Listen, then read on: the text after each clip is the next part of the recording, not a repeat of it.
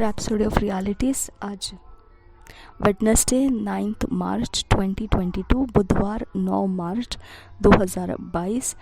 Rhapsody of Realities में pastor Chris Oyakhilome द्वारा जो वचन हमको सीखने के लिए मिला है, John 14 chapter 6 verse. John 14 chapter 6 verse. यूहन्ना का सुसमाचार 14 अध्याय 6 वचन। यूहन्ना रचित सुसमाचार 14 अध्याय 6 वचन। इस वचन के आधार से आज का विषय है द फाइनल वर्डिक्ट, आखिरी न्याय। द फाइनल वर्डिक्ट, आखिरी न्याय। हम वचन के आधार से इसे सीखेंगे। John 14 chapter 6 verse. Jesus saith unto him, I am the way, the truth and the life. No man cometh unto the Father but by me. और एक बार पढ़ेंगे, Jesus saith unto him, I am the way, the truth and the life. No man cometh unto the Father but by me. यूहन्ना रचित सुसमाचार 14 अध्याय का 6 वचन इस प्रकार से कहता है। यूहन्ना रचित सुसमाचार 14 अध्याय 6 वचन। यीशु ने उससे कहा, मार्ग और सत्य और जीवन मैं ही हूँ, बिना मेरे द्वारा कोई पिता के पास नहीं पहुँच सकता। और एक बार पढ़ेंगे, यूहन्ना रचित सुसमाचार 14 अध्याय का 6 वचन। यीशु ने उससे कहा, मार्ग और सत्य और जीवन मैं ही हूँ, बिना मेरे द्वारा कोई पिता के पास नहीं पहुँच सकता। पास्टर क्रिस ओयाखिलोम हमको ये वचन सिखाते हैं। आज के रैप्सोडी ऑफ रियलिटीज़ में पास्टर क्रिस ओयाखिलोम इस वचन के आधार से आज का विषय हमको सिखाते हैं। The coming of Jesus Christ is close, very close, therefore prepare your life. प्रभु यीशु मसीह का दूसरा आगमन बहुत नज़दीक आ चुका है, भारी नज़दीक हो चुका है अभी वो समय। इसके लिए अपने जीवन को तैयार कीजिए। Prepare to meet the Lord. आप प्रभु को मुलाकात करने के लिए तैयारी कीजिए।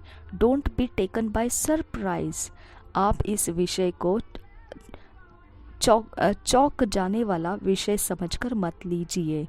No matter what you do, whether you are a politician, a soldier, a policeman, a जज, a lawyer, a student, it does not matter. Everyone can believe in Jesus and everyone should.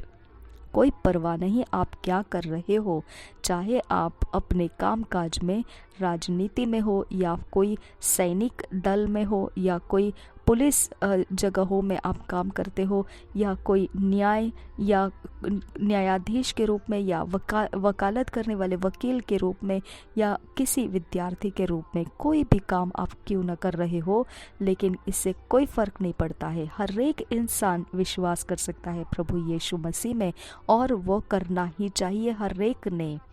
There is no other way for men to receive salvation, learn of and understand the righteousness of God outside of the gospel of Jesus Christ. There is ऐसा कोई दूसरा रास्ता नहीं है मनुष्यों के लिए कि वो पापों की माफ़ी को प्राप्त कर सकेगा, उद्धार प्राप्त कर सकेगा। ऐसा कोई दूसरा रास्ता नहीं है मनुष्यों के लिए जिसको वो समझे और सीखे।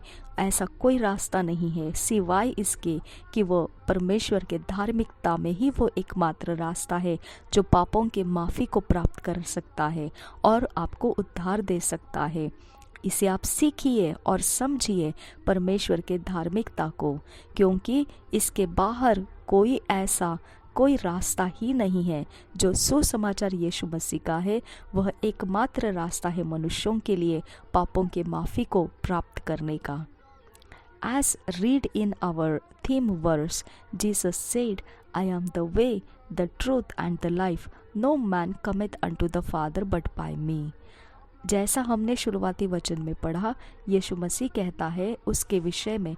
यूहन्ना रचित सुसमाचार 14 अध्याय का 6 वचन।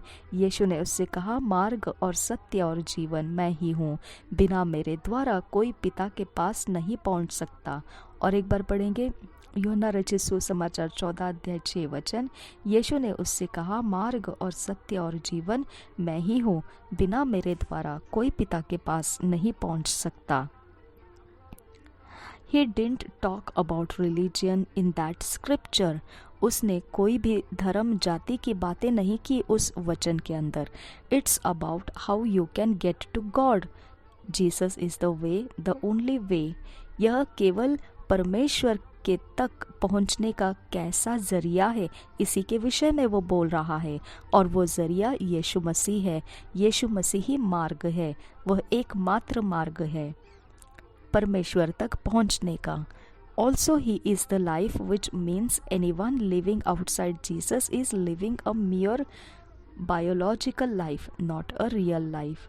फिर इसके साथ साथ वही एकमात्र जीवन है, जिसका मतलब ऐसा कोई जीवन जो इस यीशु मसीह के बाहर अगर जी रहा होगा तो वह केवल एकमात्र ऐसा जीवन जी रहा है जो शरीर का जीवन रहता है, जो उसने अपने माता पिता से पाया हुआ है।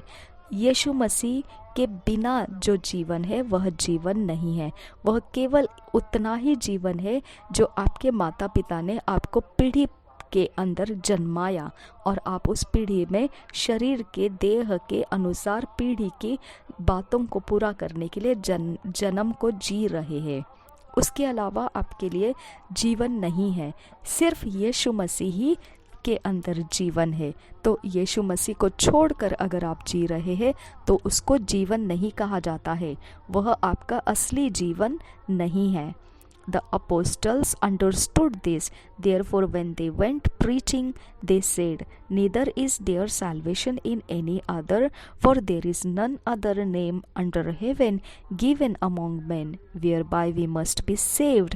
Acts 4 chapter 12 verse. प्रेरितों के काम 4 अध्याय 12 वचन इस प्रकार से बताता है।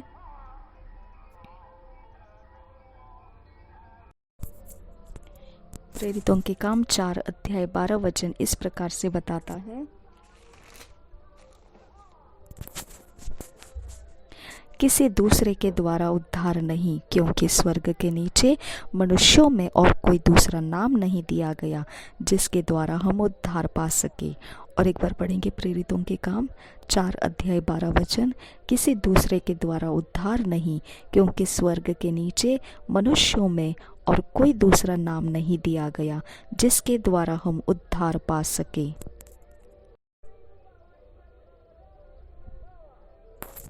That's the final name. वही एक आखिरी ऐसा, दैट्स द फाइनल वर्डिक्ट, यही एक आखिरी आपके लिए दे दिया गया बात है, आप उसको टाल नहीं सकते हैं। आखिरी आपका न्याय का एकमात्र रास्ता है वो, उसके बाद आपके लिए और दूसरा कोई आखिरी शब्द नहीं है। यही आपके लिए आखिरी शब्द है, आखिरी न्याय है, वो आखिरी बात है आपको दे दी गई है। Wherever you are in this great world today, understand that there is no salvation in any other. आप जगत में आज कहीं पर भी क्यों ना हो, आप इस बात को समझ जाइए आज कि उद्धार, पापों की माफ़ी कहीं पर और किसी भी तरीके में किसी के पास नहीं मिलती है। If you are reading this and you have not made Jesus the Lord of your life, I call upon you now to believe in Jesus Christ with all your heart.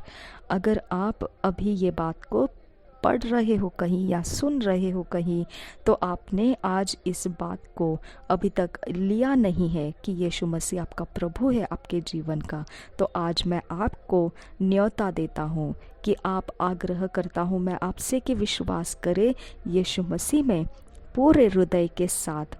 आप अभी यीशु मसीह को पुकारिए अपने हृदय में से कि वह आपका प्रभु बन जाए और आपके पापों को वह माफ़ करे। Turn to the prayer of salvation at the back of this devotional and pray that prayer and receive salvation for your soul.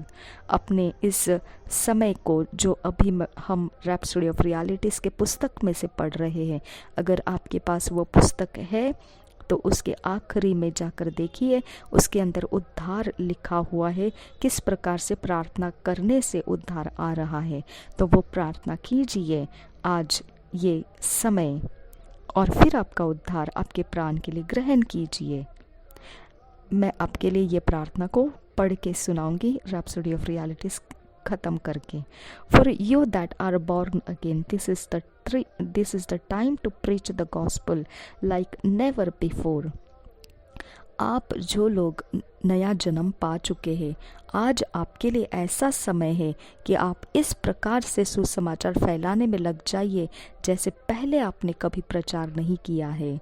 Preach it everywhere and to everyone in your world, your street, place of work और business, your city, your nation and the nations of the world.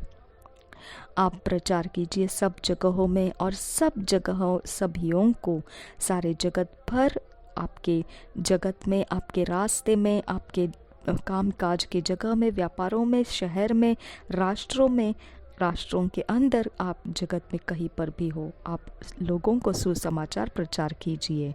The Lord is counting on you. परमेश्वर आपको उस बात के लिए गिनती कर रहा है। He said in Mark 16:15, "Go ye into all the world and preach the gospel to every creature. Don't hold back, preach it anywhere." मरकुस रचित सुसमाचार के 16 अध्याय 15 वचन में उसने कहा है, आप सारे जगत भर में जाइए और सुसमाचार को हर एक मनुष्य को सुनाइए। अपने आप को पीछे मत रखिए, प्रचार कीजिए सभी जगहों में। हम पढ़ेंगे मरकुस रचित सुसमाचार 16 अध्याय का 15 वचन। और उसने उनसे कहा, तुम सारे जगत में जाकर सारी सृष्टि के लोगों को सुसमाचार प्रचार करो। और उसने उनसे कहा, तुम सारे जगत में जाकर सारी सृष्टि के लोगों को सुसमाचार प्रचार करो। धन्यवाद करते हैं परमेश्वर पिता, हम आपकी सहायता मांगते हैं। अब जो लोग उद्धार की प्रार्थना करने के लिए पिता परमेश्वर मेरे पीछे पीछे बोलेंगे, उन सबको पिता आपके सामने रखती हूँ। आपके आत्मा से भर दीजिए, आपकी योजना, आपकी इच्छा से भर दीजिए और उनका उद्धार उनको निश्चित करके दीजिए। पानी में डुबकी लगाकर बपतिस्मा और पवित्र आत्मा के अभिषेक से उनको भरकर आपके राज्य में काम के लिए ले लीजिए। विनती करते हैं, हमारी प्रार्थना को सुन पिता, सुन और ग्रहण कर। आमीन, आमीन, आमीन। हम उद्धार की प्रार्थना करेंगे। जिन लोगों ने यीशु मसीह को प्रभु ग्रहण नहीं किया है, पापों की माफ़ी केवल यीशु मसीह से आती है। आज तक आपने इसे कबूल नहीं किया है तो आज आप यह बात कबूल कर सकते हैं और अपने पापों की माफ़ी को आप ले सकते हैं और आज आप परमेश्वर से मुलाकात कर सकते हैं। हम वो ही प्रार्थना करेंगे जो हम ऐसा मांगने के लिए परमेश्वर से प्रार्थना के शब्द से हम मांगते हैं कि हमें पापों की माफ़ी कर। हम वो प्रार्थना भी करेंगे। जब मैं ये प्रार्थना करूंगी, आप मेरे पीछे पीछे इस शब्दों को बोलना है। ये प्रार्थना पास्टर क्रिस ओयाखिलोम द्वारा हमको दी गई है। ये पुस्तक के अंत में है, तो हमने इसी प्रार्थना को अभी करना है। Oh Lord God, I believe with all my heart in Jesus Christ, Son of the living God. I believe he died for me and God raised him from the dead. I believe he is alive today. I confess with my mouth that Jesus Christ is the Lord of my life from this day. Through him and in his name I have eternal life. I am born again. Thank you, Lord, for saving my soul. I am now a child of God. Hallelujah. अब हम हिंदी में बोलेंगे। हे प्रभु परमेश्वर, मैं विश्वास करता हूँ मेरे सारे हृदय के साथ यीशु मसीह जीवित परमेश्वर का पुत्र है। मैं विश्वास करता हूँ वह मेरे लिए मारा गया और परमेश्वर ने उसको जिलाया मुर्दों में से। मैं विश्वास करता हूँ वह आज भी जीवित है। मैं कबूल करता हूँ मेरे मुँह के साथ यीशु मसीह प्रभु है मेरे जीवन में आज के दिन से लेकर। उसी के द्वारा और उसी के नाम में मुझे अनंत जीवन मिला है। मैं नया जन्मा हूँ। धन्यवाद प्रभु मेरे प्राण को बचाने के लिए। मैं अभी परमेश्वर की संतान हूँ। हालेलुया। आपको बधाई हो कि आप परमेश्वर के संतान हो चुके हैं। आपको अगर ज़्यादा जानकारी चाहिए तो आपने परमेश्वर के बातों को सीखने के लिए आप ऐसे कोई नज़दीकी कलीसिया में आप जानकारी ले सकते हैं। अगर समझो वहाँ पर आपको जानकारी नहीं मिलती है तो हम इंडिया में रहते हैं तो हम ANM मिनिस्ट्री को फॉलो करते हैं। और बाकी अगर आप UK में, नाइजीरिया में, कनाडा में, USA में, साउथ अफ्रीका में ऐसे कहीं रहते हैं तो वहाँ पर आपको पास्टर क्रिस ओयाखिलोम के आपके एड्रेसेस आपको मिल जाएंगे, फ़ोन नंबर्स मिल जाएंगे। और पास्टर क्रिस ओयाखिलोम के बारे में और भी जानकारी अगर आप चाहते हैं तो फिर आप कमेंट में लिख दीजिए, हम वहाँ पर आपको पोस्ट कर देंगे।